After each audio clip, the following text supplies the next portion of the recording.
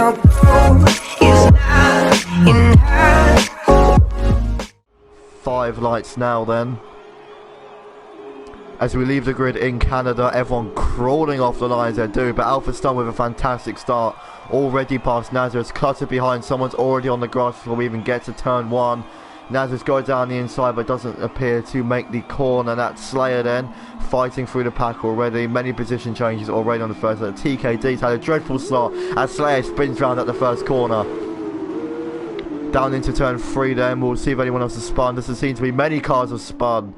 Back here then, that's Era, I think that's Jack Ethan off as well. Many people struggling with these conditions. Slayer and Jack Ethan were some of the turmoils caught up in the first corner. Many people struggling in these wet conditions as someone else has spun up ahead.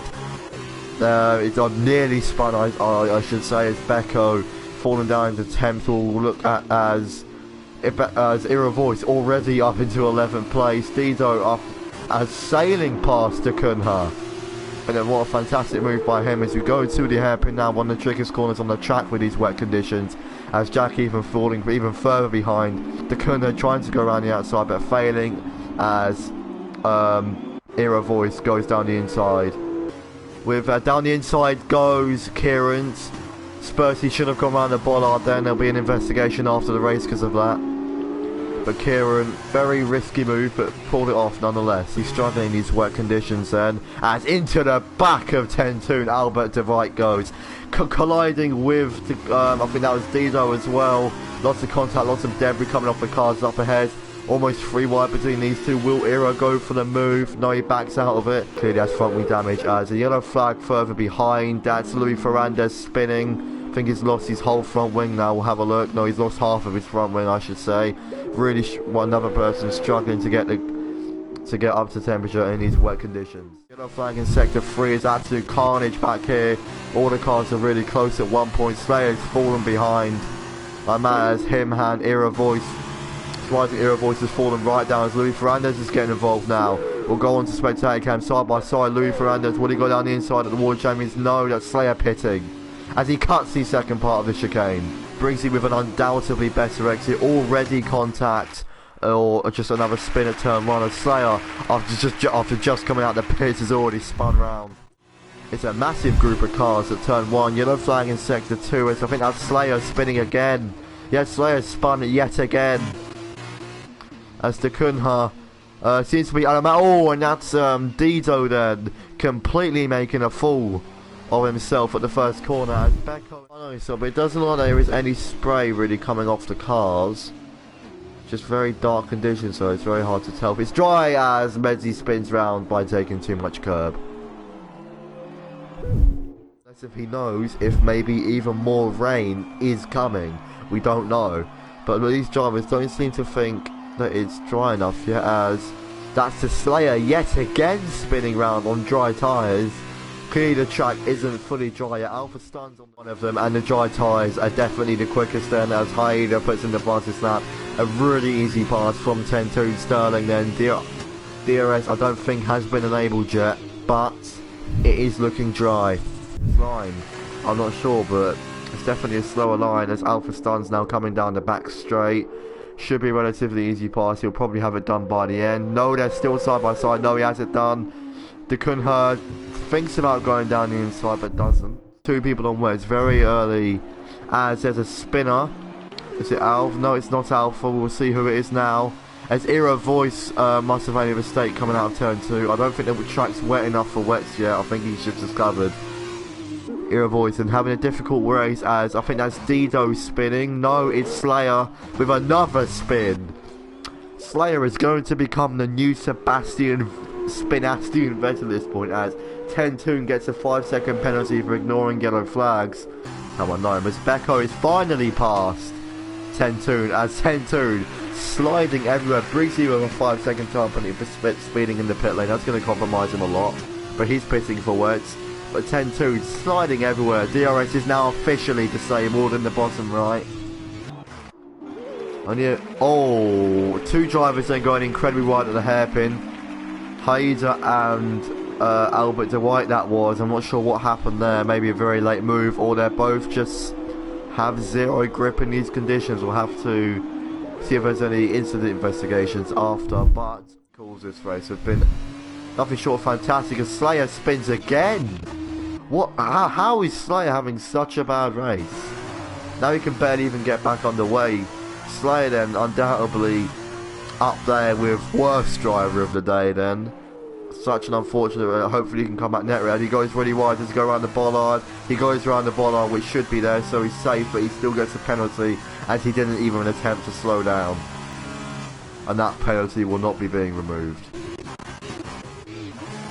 As Albert de Vite has spun and quickly doing diets, has front wing damage as well. No safety car then. Someone spun at the hairpin. I'm not sure who that is. We'll ride on board with... I think we just found them. Slayer, yeah, it was Slayer. Again, spinning. Again, at the hairpin. Massive train of cars behind him. And that's Era Voice spinning. Going backwards into the pit lane almost.